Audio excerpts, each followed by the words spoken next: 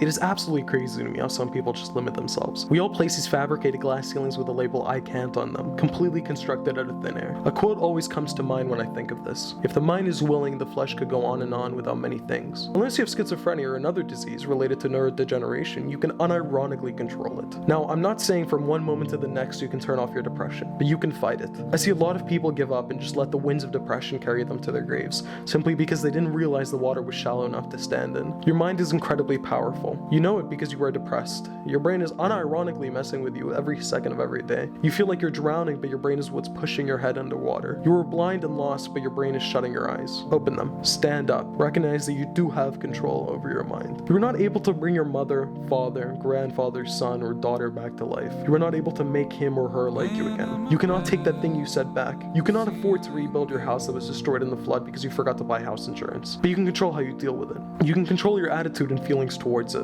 You could lay down and wallow in your despair until you eventually die, or you could recognize that life is beautiful. You could stop on your way to your 9-to-5 job that is making you wither away to smell a flower, to look at the trees, or just to stop and take everything in that's around you. You have to fall in love with every breath you take and with every thought you have, with every flower you smell and every laugh you hear. Also, fall in love with the time between breaths and the time where you can't control your thoughts. Fall in love with your blocked nose and every cry you hear, for what will follow them is joy.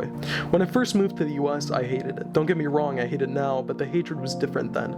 I felt like an animal trapped in a cage of my own making. I applied to a school. I chose to go there, and now I don't have a car. Now I can't smoke whenever I want. Now I can't drink. Now I have someone who permanently lives in my building that is in charge of me and has to check up on me. I became a child again after every freedom I worked for.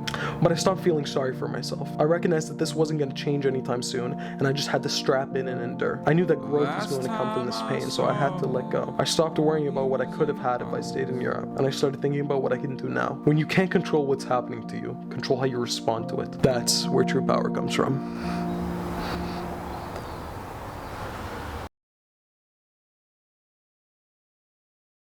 A banger!